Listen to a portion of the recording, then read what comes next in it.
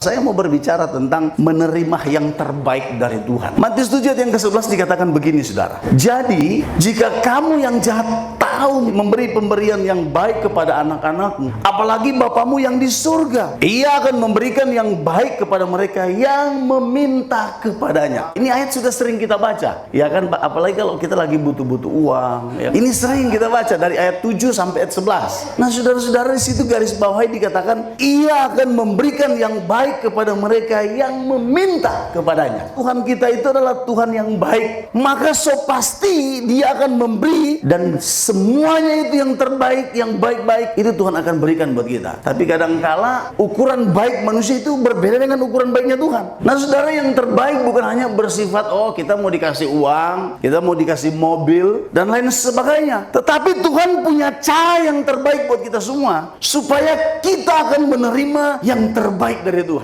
Hidup kita semua, saudara, akan diberikan yang terbaik oleh Tuhan. Tuhan tahu kebutuhan-kebutuhan kita semua, saudara. Saya tidak tahu apa yang menjadi pergumulan kita semua, saya tidak tahu. Tapi yang saya tahu, Tuhan mengetahui hatimu. Ya mungkin lagi mikir, semua akhir bulan ini Tuhan, cicilan menanti. Tetapi saya mau katakan buat kita semua, Tuhan tidak akan pernah memalukan setiap anak-anaknya. Tuhan itu akan memberikan yang terbaik buat kita semua. Apa yang tidak bisa kita pikirkan, itu yang Tuhan melakukan buat kita semua. Makanya jangan malu-malu untuk hidup setia sama Tuhan. Nah, kalau Tuhan mau memberikan yang terbaik buat kita semua, apa yang harus kita lakukan? Yang pertama, saudara, Matius 7 ayat yang ke-8. Karena setiap orang yang meminta, menerima. Usahakan mintanya sama Tuhan. Fokus kita kepada Tuhan, saudara. Kalau kita punya kebutuhan, punya kerinduan, mintanya sama Tuhan. Jangan kita mengandalkan manusia. Saya punya koneksi kuat, tapi om ke anggota dewan. Nggak boleh seperti itu, saudara. Kalau kita mau menerima yang terbaik dari Tuhan, fokus kita itu sama Tuhan. Karena kalau kita fokus sama Tuhan, saudara, kita datang sama Tuhan, kita melayani Tuhan. Firman Tuhan katakan bahwa carilah dahulu kerajaan Allah, yang lain itu akan ditambahkan kepadamu. Kalau kerajaan Allah itu sudah terbangun dalam hidup kita,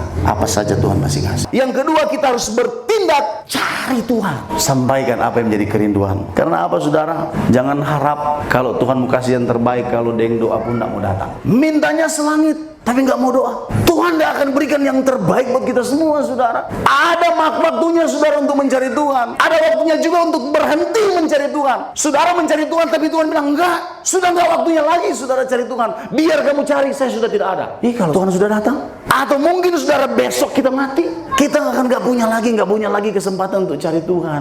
Yang ketiga, saudara, hampiri Tuhan, mendekat serta ketuk pintu hati Tuhan. Harus terkoneksi dengan Tuhan.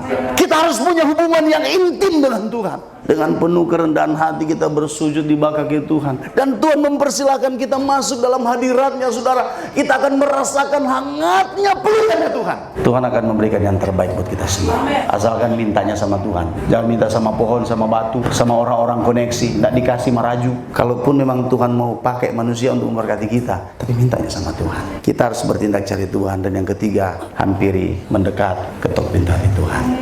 Berikan tepuk tangan untuk Tuhan.